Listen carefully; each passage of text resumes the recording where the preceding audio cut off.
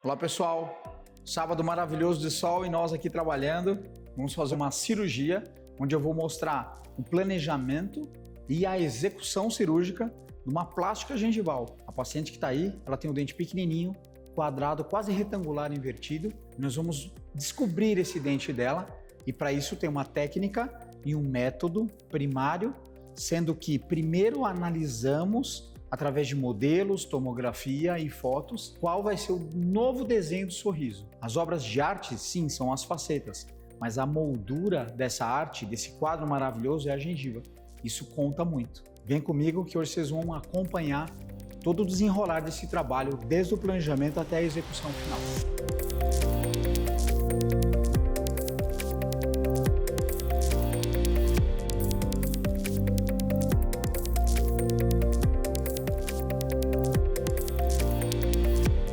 O que a gente vai analisar é inclinação do plano oclusal para tentar equalizar essa inclinação.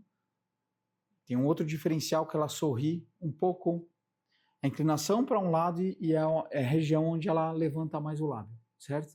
A gente vai mostrar aqui, né? Estou mostrando para vocês que a gengiva dela está aqui, ó, tá vendo? E tudo isso aqui é esmalte coberto dela.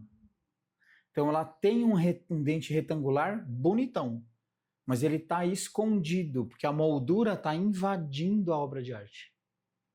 Então essa estética branca e vermelha que a gente chama, que é trabalhar o branco do dente num recontorno adequado, uma harmonia em relação à estética vermelha.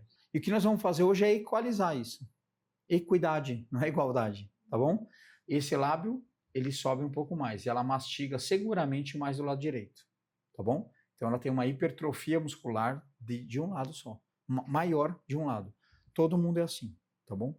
Simetria não é sinônimo de beleza. Se a gente cortar um lado da Isa, duplicar, inverter e juntar, fica estranho. E se fizer o outro lado também fica estranho. Um fica parecido com boneca e o outro com robô. Então a beleza está na assimetria e na expressão corporal. Então nessa foto aqui, do jeito que a gente está avaliando, eu vou fazer a mesma análise com o modelo dela, que a gente já sabe que ela tem uma discrepância entre relação cêntrica e máxima tricuspidação, tá? A questão é a parafunção, o apertamento. Quando você tem esse jogo e você põe carga em estádio de vigília, né? Só que quando você aperta a cavidade articular, o disco e o côndilo, eles estão em discrepância um do outro, e você em sobrecarga, você imagina que você tem uma borrachinha no meio, de um lado apertando de um jeito, do outro de outro jeito. E esse disco ele percorre, ele não é estático. Quando você abre a boca, ele vai junto com o osso para frente e volta. Ele tem essa função de proteção.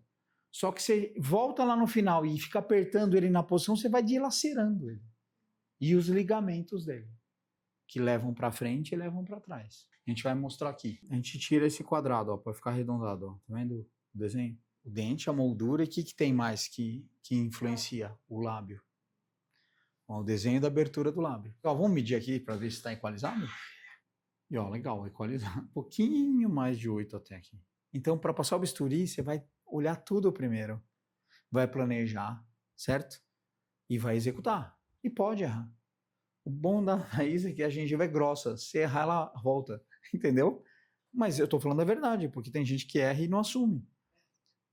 Os pontos que vocês vão ver que a gente vai dar alguns toques para vocês. Um corte, ele é a coisa mais importante numa cirurgia plástica.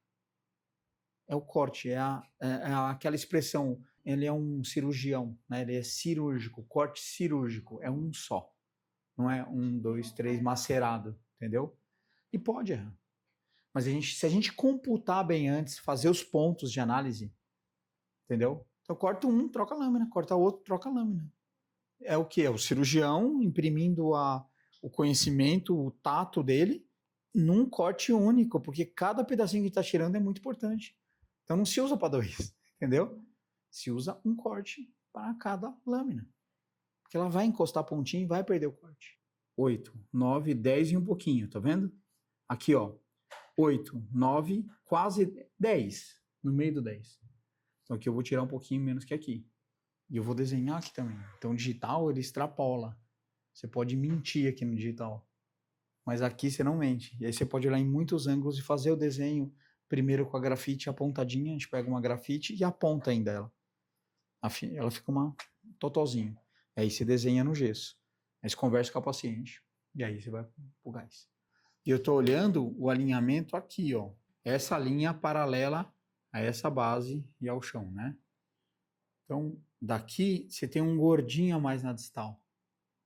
Por quê? Não é um plano reto aqui. A gente está olhando inclinado agora, em 3D. Lógico, a gente pode fazer o desenho digital, pode fazer o desenho da tomografia. Pode. Mas não é melhor o gesso? Quem sabe fazer na mão, sabe fazer um desenho ali. Tá tudo plano, assim. O zênite não está estabelecido, é uma parábola só, sem zênite. Quando você transfere o zênite para a posição dele, pá, fica lindo. Então é só trabalhar o zênite aqui. Então um leve desenho só para afunilar, para tornar retangular, porque ele está quadrado.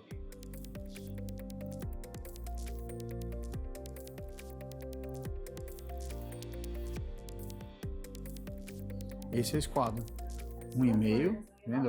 1,5. Certo? A gente marca 1,5. 2,5. 1,5, 2, 2, 0,707. Certo? Você entendendo o alinhamento dos zênites em relação a isso? E se você avalia aqui e olha o dente de baixo, vai achar que está torto os dentes, mas eles estão tortos. Então esse é o final do planejamento. E fiquem com a gente, a semana que vem a gente vai mostrar o resultado da execução desse planejamento em boca direto com a paciente. Aproveite para seguir e deixa um joinha lá pra gente.